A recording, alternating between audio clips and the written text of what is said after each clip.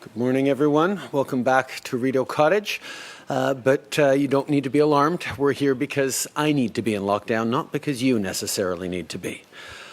Aujourd'hui, je veux vous parler de notre plan pour ajuster nos mesures aux frontières de manière sécuritaire et de ce qu'on continue de faire pour soutenir et protéger les gens partout au pays.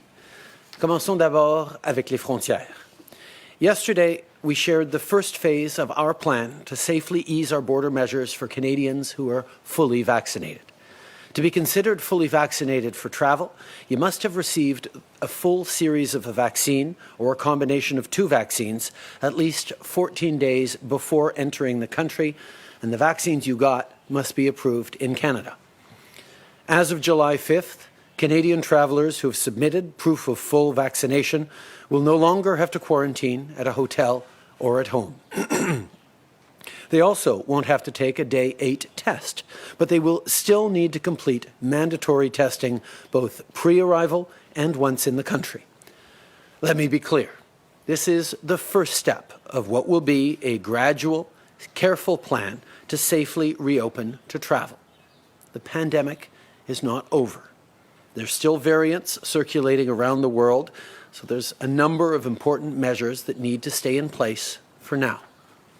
À partir du 5 juillet, les voyageurs canadiens entièrement vaccinés n'auront pas à faire de quarantaine et à repasser un test au jour 8, mais ils devront toujours recevoir un test négatif avant leur départ pour le Canada et à leur arrivée. Pour les voyageurs qui sont partiellement vaccinés, les mesures présentement en place ne changent pas. Et les restrictions de voyage pour les gens des autres pays sont toujours en vigueur.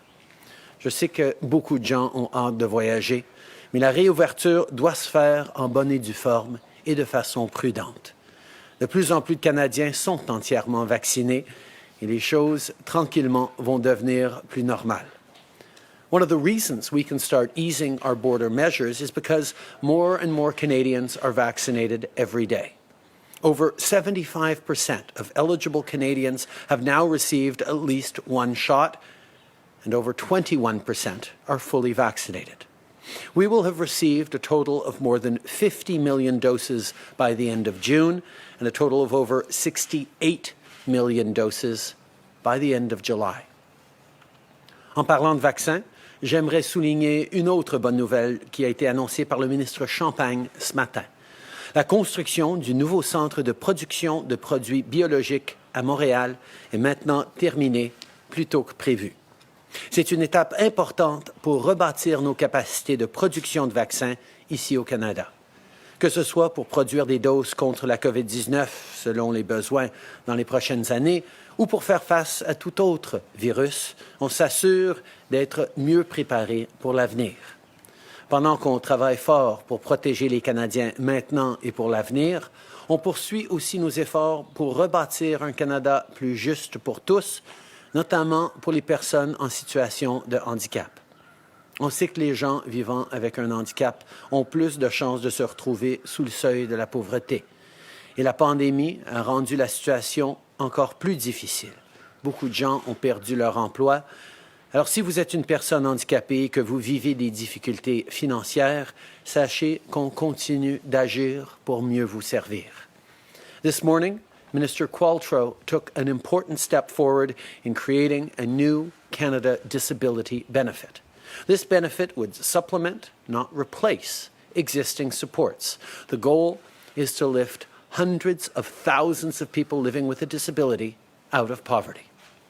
Yesterday marked the second anniversary of our government's groundbreaking Accessible Canada Act. And today, we're moving forward to deliver on the first ever Disability Inclusion Action Plan. This plan will reduce poverty, help more people with disabilities get quality jobs, and make sure everyone can access federal programs and services. Of course, provinces and territories play a lead role in providing supports and services to Canadians with disabilities, which is why we're going to be continuing to work with them as premiers. I want to thank Carla for all her outstanding work and leadership on this important file. Together, we will continue to make sure that no one gets left behind as we rebuild from this pandemic. Building a better Canada also means building a safer Canada, safe from COVID-19, but also safe from gun violence. Today, Minister Blair will announce additional common-sense measures that will help fight gun violence in Canada. As of July 7th, when someone applies for a firearms license, the background check will cover their whole life instead of just the past 5 years. We also strengthened oversight of how firearms are transported, something the Conservative Party all but eliminated. Other regulations tabled in Parliament yesterday make it a legal requirement for retailers to properly verify a buyer's license before making a sale and to retain inventory and sales records for all firearms, including non-restricted ones. This is the best practice already for most reputable retailers, and it'll help investigators trace firearms used in crimes. These new measures are just one part of our plan to protect communities and Canadians. Last year, we banned assault weapons. We're also fighting the illegal gun market by giving more tools to police and border officers, and we continue to fund gang prevention programs with a focus on community-led initiatives. In the last few days alone, we've seen heartbreaking gun violence in some of our cities. No child should be caught in the crossfire. No community should be torn apart by tragedy. It has to stop. En 2019, par exemple, des armes à feu ont été utilisées dans 40% des meurtres au Canada. On sait que la présence d'armes à feu à la maison peut augmenter le risque de féminicide et de suicide. Les nouvelles mesures qu'on propose cette semaine, notamment d'étendre les vérifications d'antécédents sur toute une vie, plutôt que juste les 5 dernières années, vont contribuer à sauver des vies. Et pour notre gouvernement, votre sécurité, c'est ce qui nous importe le plus.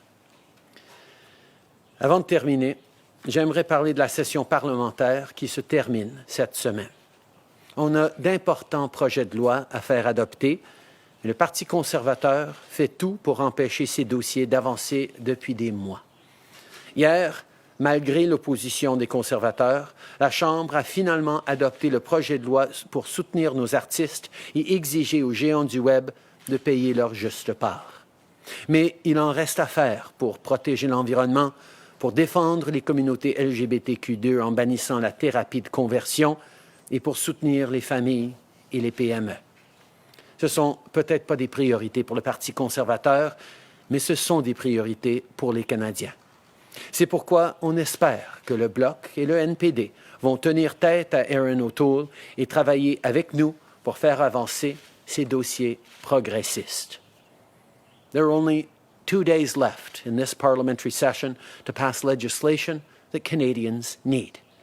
The Conservative Party is still doing everything they can to block this very important work of defending LGBTQ2 communities by banning conversion therapy, of supporting workers by extending the wage subsidy through the budget, and of course, reaching net zero emissions by 2050. These are progressive bills that will make a real difference in the lives of Canadians.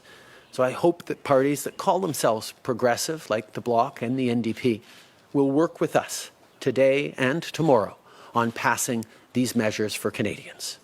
Thank you. I'm now very happy to be taking your questions in person and on the phone. Merci beaucoup, Monsieur le Premier ministre. On va commencer la période de questions par le téléphone. We'll start question period with the phone. Opérateur, c'est à vous. Thank you. Merci. You may press star 1 if you have a question. Vous pouvez appuyer sur étoile 1 si vous avez une question. La première question de Raymond Fillon, TVA. La parole est à vous. Merci. Bonjour, Monsieur le Premier ministre. J'aimerais revenir sur la frontière. À quand une réouverture pour les touristes, les visiteurs? Je comprends que vous voulez y aller doucement, prudemment, on comprend ça, mais pouvez-vous au moins donner les balises ou une idée du moment où les Canadiens pourront aller en vacances aux États-Unis et les Américains au Canada?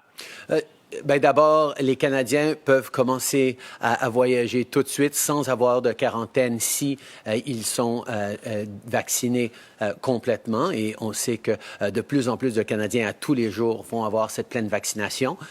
Mais nous savons aussi que que nous devons avoir un niveau accru de protection à l'intérieur du Canada avec plus de gens double vaccinés, pleinement vaccinés, pour être sûr qu'on n'a pas d'importation, même par des personnes qui seraient pleinement vaccinées. Mais je peux aussi vous assurer que les mesures qu'on est en train de prendre suivent un plan graduel, mais où on parle de semaines et pas de mois. Le fait que tant de gens sont en train de se faire vacciner au Canada, c'est une très, très bonne nouvelle. On est en tête de la planète quasiment en termes de rythme de vaccination et de nombre de personnes, de pourcentage vacciné. Alors, c'est des très bonnes nouvelles et comme j'ai dit, on espère avoir d'autres nouvelles pour encore plus des ouvertures dans les semaines à venir, mais ça dépend évidemment de la situation de vaccination, de la situation de COVID, des variants et de ce qui se passe ailleurs dans le monde aussi, mais on est en train de regarder attentivement parce que tout le monde a hâte de retourner à un été un peu plus ordinaire et normal. In English, please. I understand the impatience people have to get traveling again, but keeping Canadians safe has been and will continue to be our number one priority throughout. With the measures announced tomorrow, fully vaccinated Canadians can now return to their country without having to go through quarantine, although they'll still get tested before coming home and on arrival. But we are looking at continuing our plan for gradual and safe reopening, hopefully with more announcements in the coming weeks about next and further steps. But every step of the way, we need to be careful because there's a situation of the level of vaccination in the country. We have to look at case levels in the country and outbreaks. We have to look at what variants of concern are present in Canada and indeed the situation around the world. Because every step of the way, we're going to be cautious and responsible in the way we move forward. We're all eager to get back to normal, but we're going to make sure we're doing it in a way that is safe for Canadians. En suivi, donc, la frontière pourrait rouvrir pleinement dans quelques semaines. C'est ce que je comprends de votre réponse. Corrigez-moi, s'il vous plaît, si je me trompe. Et on que va dites-vous avoir... aux gens... Pardon. Oui. Non, allez-y. Excusez-moi, j'avais une autre partie de ma question. Qu'est-ce que vous dites aux gens qui ont eu la COVID-19 et qui ne peuvent recevoir au Québec qu'une seule dose de vaccin actuellement et qui sont furieux actuellement parce qu'ils ne peuvent pas profiter des allègements qui ont été annoncés hier pour dans 2 semaines? Okay. D'abord, on espère avoir des annonces dans les semaines à venir pour les prochaines étapes. Évidemment, il n'y a pas de garantie, on va surveiller attentivement, mais pour moi, la réouverture graduelle, ça se passe sur des échéanciers de plusieurs semaines, pas de plusieurs mois. Ensuite, nous reconnaissons qu'il y a des endroits comme le Québec et d'autres et des pays à travers le monde qui reconnaissent que pour quelqu'un qui a eu la COVID, une seule dose pourrait être suffisante de vaccin. On peut vous dire que les scientifiques et les experts sont en train de se pencher actuellement sur cette question. On va regarder les données, on va regarder les façons de vérifier et les antécédents COVID et la vaccination. Mais c'est quelque chose sur lequel on est en train de pencher, mais on n'était pas prêt à trancher, à prendre une décision finale là-dessus pour l'annonce de hier. Mais on est en train, évidemment, de continuer à suivre la science et d'écouter les recommandations de nos experts. There is an issue that some jurisdictions around the world, including Quebec, are talking about that someone who has had COVID and only gets one dose of a vaccine could have a sufficient level of protection. As always, as a country, we make our decisions based on the best science, the best evidence, the best data available. And I know that our experts are leaning in on exactly that question to try and make a determination if indeed that's something we can be confident in as we move forward. So we will continue to work with jurisdictions that are doing that. We will continue to look at ways of getting life back to normal in a way that is safe and effective for everyone. But we were not ready to make that call yesterday for the announcement. So it's something we're going to look at carefully, and hopefully we'll have a better answer for people in the coming weeks as we look to making more announcements. Merci. Opérateur, prochaine question au téléphone. The next question is from Marika Walsh from the Globe and Mail. Please go ahead. Good morning, Prime Minister. I'm following up on a story from my colleagues earlier this week on your caucus spending nearly $200,000 in taxpayer-funded spending to the same companies, Data Sciences and NGP Van, that work for your re-election campaigns. Part of this is from is with your childhood friend Tom Pitfield, and I'm wondering if you can explain to Canadians why this taxpayer-funded spending is justified. As you know, MPs do important work in responding to constituency concerns, and this database is used exclusively for dealing with constituency issues. And I can also assure you that all rules have been followed in both the contract and the way it's used. Okay. And how does this fit with your open and accountable government policy where you wrote that members of your government, quote, must uphold the highest standards of honesty and impartiality, and both the performance of your official duties and the arrangement of your private affairs should bear the closest public scrutiny. How does this bear public scrutiny when the same organizations are working for the Liberal Party as for taxpayer-funded offices? MPs do really important work serving their constituents in a nonpartisan way. And the database they use to manage that is separate from any political databases. And every step of the way, we have followed all the rules in place that are designed to make sure that the functioning of Parliament is done in a way that is fair. Merci. Opérateur, on va prendre une dernière question au téléphone. La prochaine question de Catherine Lévesque, la presse canadienne. La parole est à vous. Oui, bonjour, M. Trudeau. On est à quelques heures de la fin des travaux parlementaires et je voulais savoir si vous étiez fier ou si vous étiez satisfait du bilan législatif que vous laissez aux Canadiens à ce moment-ci. Je pense qu'on reconnaît qu'on a passé une année extrêmement difficile pour tout le monde, dans laquelle le Parlement a pu livrer des services et des supports du jamais vu aux Canadiens. On a fait une promesse très directe aux Canadiens dans les débuts de cette pandémie qu'on allait être là pour les soutenir avec tout ce qui est nécessaire pendant aussi longtemps que nécessaire.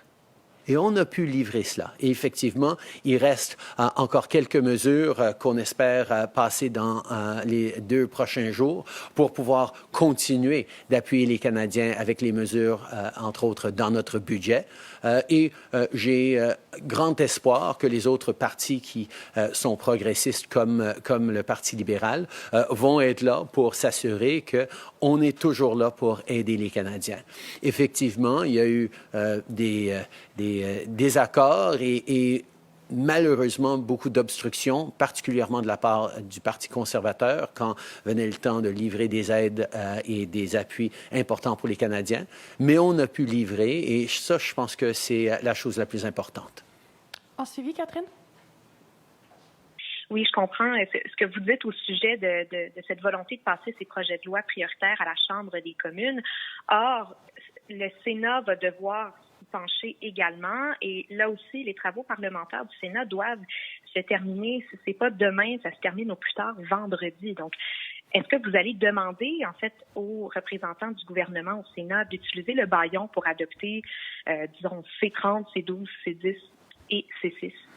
Comme vous savez, le Sénat est rendu plus indépendant et moins partisan qu'il l'était avant.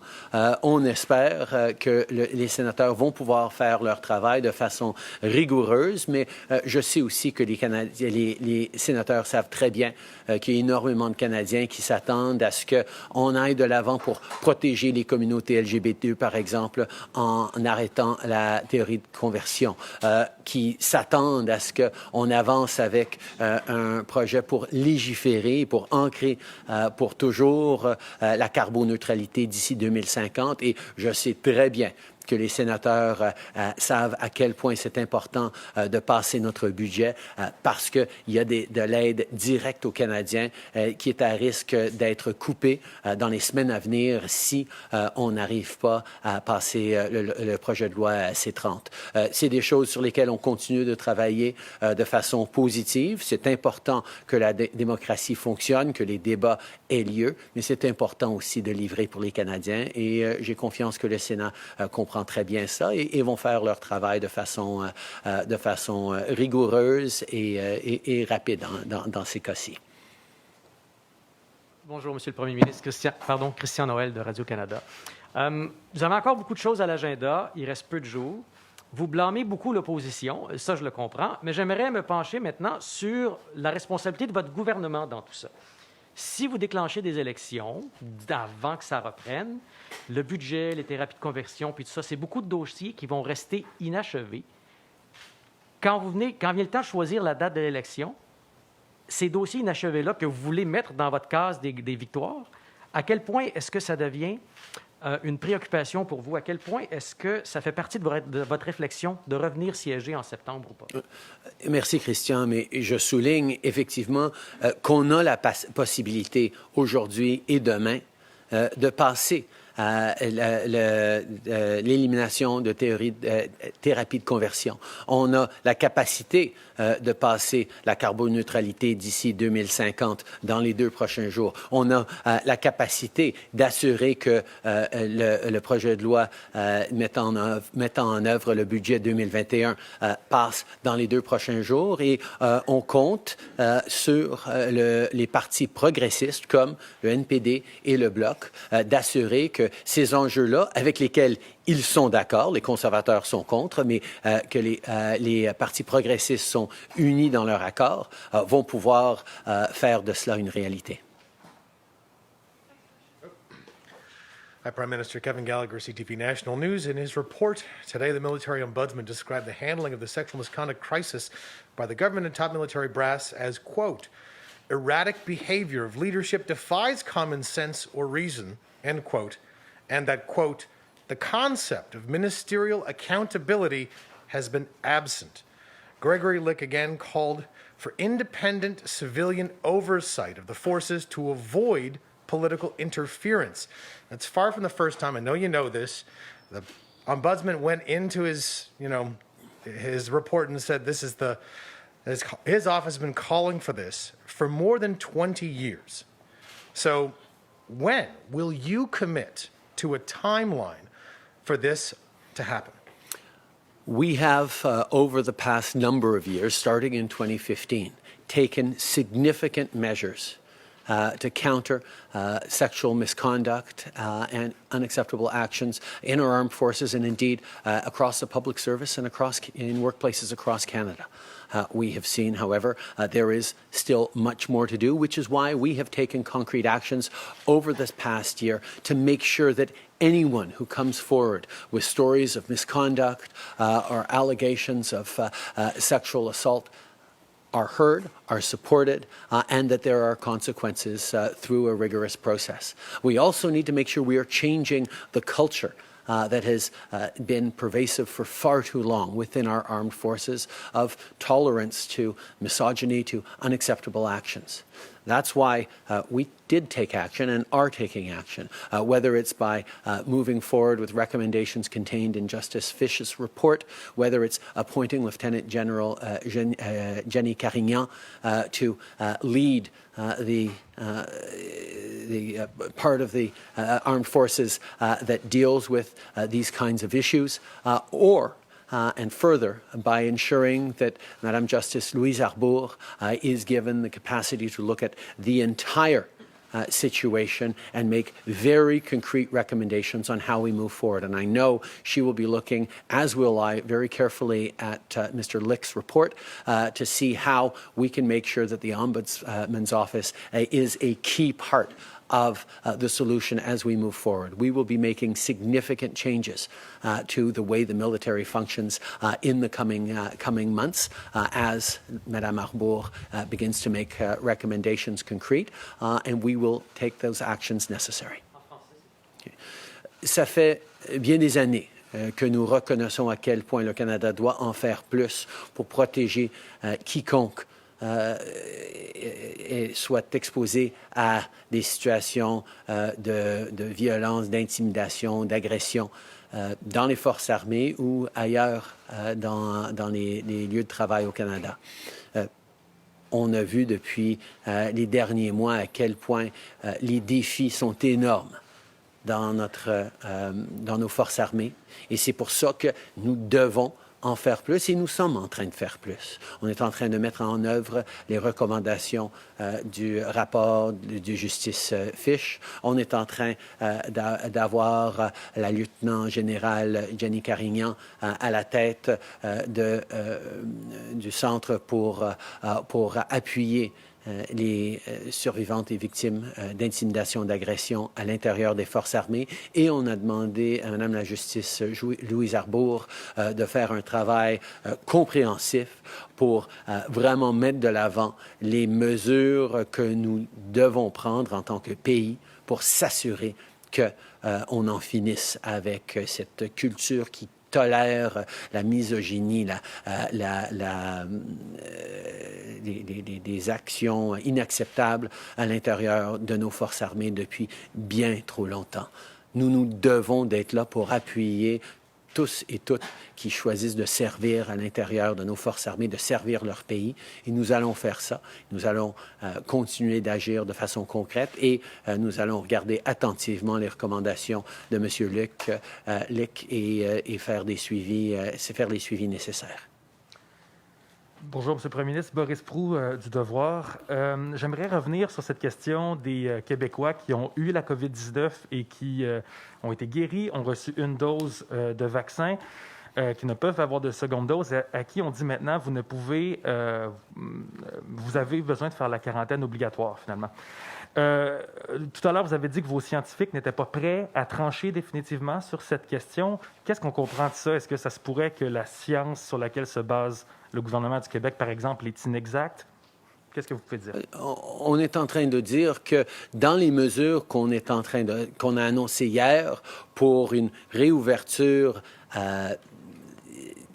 attentionnée et graduelle de nos frontières et un enlèvement des restrictions, on procède de façon étape par étape. Je comprends qu'il y a des préoccupations par rapport à ceux qui ont eu la COVID et ont juste une vaccination. Il y a des préoccupations par rapport aux enfants, par exemple, qui ne peuvent pas encore être vaccinés et qui vont devoir faire la quarantaine, même si leurs parents sont actuellement exempts de la quarantaine parce qu'ils sont double vaccinés. Il y a encore bien des questions par rapport à des gens qui seraient vaccinés qui voudraient venir en touriste au Canada. Il y a d'autres étapes à venir. Mais à chaque étape, nous devons de continuer à faire attention, de protéger les Canadiens, d'assurer que la sécurité et la santé des Canadiens soient toujours notre première préoccupation. Alors oui, on a pris une bonne première étape hier pour permettre, dès le 5 juillet, à des gens pleinement vaccinés d'éviter la quarantaine. On va avoir d'autres annonces à faire, mais à chaque étape, nous allons le faire de la bonne façon et en se basant sur la meilleure science disponible. Hi, Prime Minister. Tom Perry, CBC. Canada is before the UN Human Rights Council today, calling on China to open up to international observers to look at its treatment of Muslim Uyghurs. China has fired back, saying that Canada needs to be more transparent about its treatment of Indigenous people, specifically the findings in Kamloops recently. I'm wondering what you think about China's response. I'm also wondering whether you think there's any comparison between China's treatment of its Uyghurs and Canada's treatment of Indigenous people. And do you think that you in any way weakened Canada's position when you accepted the findings of the MMIWG report that said that Canada had committed genocide? I think it's extremely important that all of us, as Canadians, but indeed as citizens around the world, pay attention to what's going on in China. The systemic abuse and human rights violations against the Muslim Uyghurs, the concerns about the situation in Hong Kong and Tibet. These are things that matter not just to people living in China, but to people around the world. And we are very, very pleased to see not only our strongest allies in the G7 and in Europe align themselves with Canada's position, but a total of 44 countries from all different corners of the world highlighting that it is of all of our concern to be speaking out against human rights abuses everywhere around the world, and particularly in China in this situation. In Canada, we had a Truth and Reconciliation Commission. Where is China's Truth and Reconciliation Commission? Where is their truth? Where is the openness that Canada has always shown and the responsibility that Canada has taken for the terrible mistakes of the past and, indeed, many of which continue into the present? We have, over the past 6 years, recognized that the relationship with Indigenous Canadians had been broken over generations and centuries and needed to be fixed. And that started with recognizing the truth and moving towards reconciliation, both things that are still very much works in progress. But thousands of kids over the past few years have started their school year in brand new schools because of the work that we've done as a country over the past years. 108 long-term boil water advisories have been lifted over the past 4 years after decades in which very little was done. Hundreds of thousands of requests under the Jordan's principle for kids to receive proper medical care across the country in Indigenous communities have been fulfilled, after none of them being fulfilled before 2015. We have made progresses on protecting languages, on ensuring that kids don't get removed from their communities when they're at risk, that communities continue to promote language and culture in a way that over the past while has done a very good job of highlighting not what we've done, but how much more there is to do. And we know that in this country. The journey of reconciliation is a long one, but it is a journey we are on. China is not recognizing even that there is a problem. That is a pretty fundamental difference, and that is why Canadians and people from around the world are speaking up for people like the Uyghurs, who find themselves voiceless faced with a government that will not recognize what's happening to them. Je pense que c'est important que tout le monde reconnaisse que nous avons un devoir en tant que citoyens partout dans le monde de reconnaître les violations des droits de la personne, les abus qui se passent ailleurs dans le monde et dans cette situation-ci pour les Ouïghours musulmans en Chine. C'est quelque chose d'important que le Canada est joint par 44 autres pays, bien sûr nos alliés du G7 et beaucoup de pays européens, mais aussi des pays de partout dans le monde, pour souligner notre préoccupation grave avec ce qui se passe en Chine par rapport aux droits de la personne, par rapport aux abus. Et je pense que cette réponse qu'offre la Chine, que le Canada a des problèmes aussi, alors on ne devrait pas en parler, démontre l'incompréhension totale du gouvernement chinois à cet égard. Nous avons eu des excuses offertes par le gouvernement précédent à la Chambre des communes, une commission de vérité et de réconciliation pour justement démontrer la vérité qui doit être soulignée, une vérité qu'on continue à en apprendre de plus en plus de façon tragique au fil des semaines, ces jours-ci.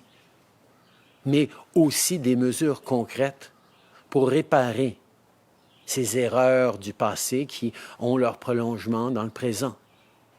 Depuis des années, on travaille là-dessus en tant que gouvernement, en tant que pays, et à cause de ça, des milliers d'enfants commencent dans des nouvelles écoles à chaque septembre depuis plusieurs années.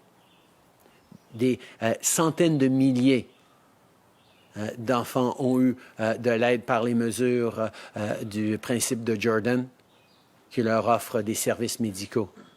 Des communautés, 108 différentes communautés ont vu des avis d'ébullition d'eau levés, des avis d'ébullition qui étaient là en place des fois depuis des années, des décennies. Nous avons fait du progrès sur la protection des langues autochtones, sur l'investissement dans la culture autochtone, sur la défense des jeunes à risque pour permettre que ces jeunes soient gardés dans leur communauté, dans leur langue, au lieu d'enlever de leur culture, avec le projet de loi C-80, la loi 92. Nous sommes en train de faire le travail en partenariat avec les communautés autochtones et je reconnais qu'à chaque fois qu'on prend un pas en avant, ça ne fait que démontrer encore plus combien il reste encore à faire. Mais on a pris des actions concrètes et le fait que la Chine essaye même de comparer leur situation quand ils ne font rien, ils n'avouent rien, est vraiment la raison pour laquelle nous devons, en tant que personnes à travers le monde, lever nos voix pour défendre ceux qui n'ont pas de voix face au gouvernement chinois. Good afternoon, Mr. Trudeau. It's Man Hamidi with the Canadian Press. It's hard not to observe that all your ministers are putting out remarkably similar messaging on social media, painting a picture of Parliament as dysfunctional. Is this a message that you asked them to deliver, and is this your justification for moving toward an election in the fall?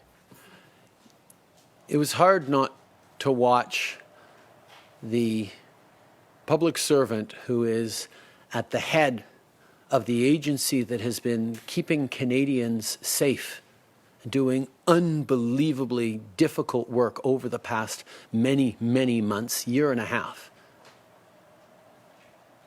called to the bar of the House of Commons for purely partisan political purposes. We have seen a level of obstructionism and toxicity in the House that is of real concern. There's always a back and forth in Parliament. There's always got to be debate and holding people to account, and we welcome that and continue to. But there's also a time to work together. And that's certainly what we hope we're going to be seeing from the other progressive parties, the NDP and the Bloc, as we move forward on passing some really important pieces of legislation today and tomorrow that will make a difference in the lives of Canadians. Supporting the LGBTQ community by banning conversion therapy. The Conservatives don't want it, don't want us to do that, but we will, with the support of the NDP and the Bloc. Moving towards net zero enshrined in law for 2050. Again, the Conservatives will be voting against that, want to try and block it. But we will move forward on that if the NDP and the Bloc continue to understand, as they should as progressive parties, that we need to take action to protect the planet. And finally, moving forward on the Budget Implementation Act, which will ensure that supports don't run out in a few weeks for vulnerable workers, but will continue over the coming months as we reopen the economy. That really matters to workers, to families, to people across this country. And that's why we are very hopeful to be able to get that through with the support of the other progressive parties, even though, again, the Conservatives are trying to block it. So we recognize that Parliament is able to get big things done, despite the obstructionism that is going on these days, and we are very hopeful to be able to continue to support Canadians into the coming in the coming days and weeks and months.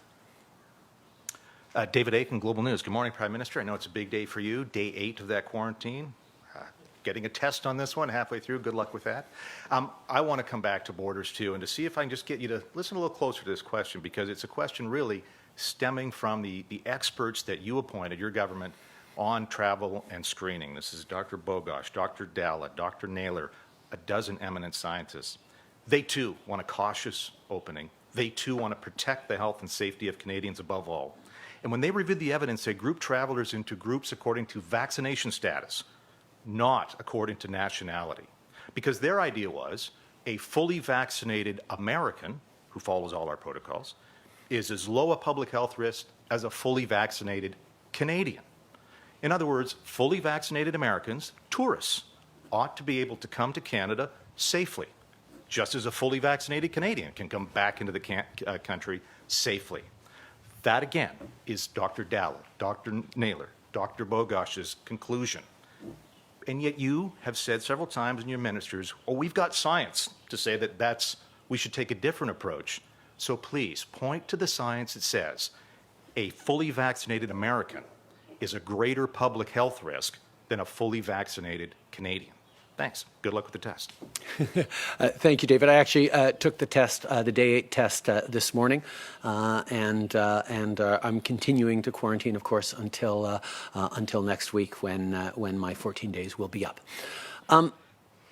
It's a really good question because people are wondering, because if being fully vaccinated protects you very effectively from the negative impacts of COVID-19, from most risks of hospitalization, then we should be very comfortable about that, and we are. But the issue is that being fully vaccinated against COVID-19 protects you from the worst impacts. It does not necessarily protect you from transmitting COVID-19, even though you're fully vaccinated, to someone who is partially or not vaccinated. So yes, full vaccination, great for protection. But if you're returning to a community that is only partially or low levels of vaccinations, that is a risk to public health. That's why our decision to reopen step by step and gradually is the right and responsible one. As of July 5th, those who have a right to enter into Canada now, returning permanent residents or citizens or people with exceptions, will be able to skip the quarantine if they're fully vaccinated. And that actually will allow for us to reopen partially for the people who need it, who are Canadians, but will not yet get to the volumes that would be involved in reopening too quickly to foreign travelers, even if they're fully vaccinated. We hope to get there soon, and we will be able to get there even sooner if Canadians continue to be so enthusiastic about getting those 2 doses that they need. We're already up above 20% in terms of full vaccinations. In the coming weeks, we expect that to continue to rise rapidly, and that will allow us to get to a place where we can accept larger volumes of people coming into this country. But grounding everything we do in a need to keep Canadians safe and to not get into a situation where, because we were a week or two too rushed, we'd have to close down again. Nobody wants to see new restrictions brought in the summer because the volumes were too high, because we were a little too rushed. So every step of the way, we're going to be careful and gradual about things, because we know we want to get there as quickly as possible, but we know it's more important to get there as quickly as is safe and responsible, and that is what all the best advice of our scientists and experts, and indeed looking at the capacity of our economy and our airports and our borders to ramp up the volumes that will be coming through. That's the right path for Canada to continue to be cautious. Merci beaucoup, Monsieur le Premier ministre. C'est ce qui m'a fait à la conférence de presse d'aujourd'hui. Merci tout le monde. Bonne journée.